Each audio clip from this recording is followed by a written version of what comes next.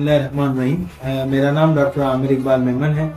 और मैं Memon charitable hospital में एज ए प्रेसिडेंट के तौर पर अपने फ़राइज़ अंजाम दे रहा हूँ और इसके साथ साथ मैं बाय ऑक्यूपेशन चाइल्ड स्पेशलिस्ट हूँ और इसरा यूनिवर्सिटी में एसोसिएट प्रोफेसर हूँ। तो जैसा कि आप जानते हैं कि रमज़ान की आमद है और रमज़ान के हवाले से मैं कुछ प्रिकॉशन बताना चाहूँगा कि हेल्थ के हवाले से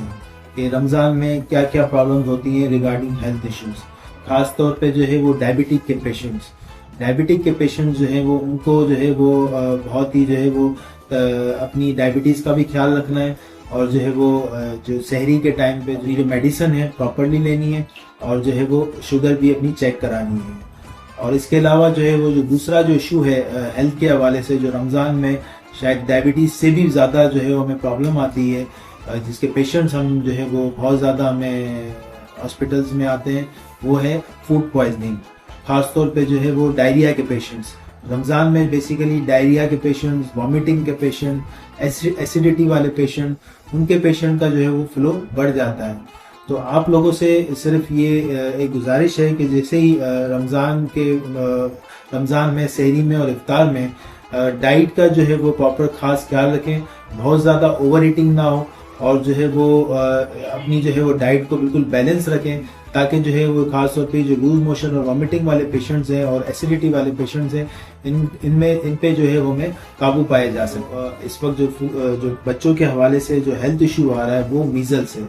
जिसको हम खसरा कहते हैं, और ये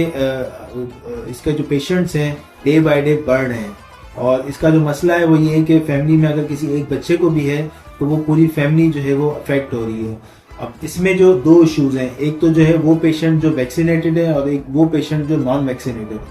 अच्छा, वैक्सीनेटेड पेशेंट में भी जो है वो ऐसा नहीं है कि उनको खसरा नहीं होगा, लेकिन सिर्फ फर्क इतना है कि जो वैक्सीनेटेड पेशेंट है वो उनमें जो है कॉम्प्लिकेशंस के चांसेस ना होने के बराबर होते हैं और जो नॉन वैक्सीनेटेड है उनमें जो है वो कॉम्प्लिकेशंस लाइक जो है वो नमूनिया के जो प्रॉब्लम है और सांस की तकलीफ के साथ जो है वो बच्चे ज़्यादा आते हैं। तो इसका जो सबसे जो बेहतर हल ये है कि जो है वो वैक्सीन ज़रूरी है। जब तक हम वैक्सीन पे जो है वो काबू नहीं पाएंगे, जब तक हम वैक्सीन प्रॉपर्ली अपने बच्चों को नहीं कराएंगे, तब तक ये खसरे वाली बीमारी जो है वो हर साल हमारे यहाँ जो है प्रॉब्लम करती रहेगी। और ये हर साल या हर 2 साल में ऐसा होता है कि अचानक से इसका जो है वो पेशेंट इसके बढ़ते हैं और फैमिली से फैमिली इन्वॉल्व होती है और जो है वो बहुत से बच्चे जो है वो नमूनिया की वजह से नमूनिया में जो है वो अफेक्ट भी होते हैं। तो इससे बचने के लिए जो सबसे जो अहम पैगाम है मेरा बीइंग ए चाइल्ड स्पेशलिस्ट कि जो है वो खसरे की वैक्सीन ज़रूर कराएं।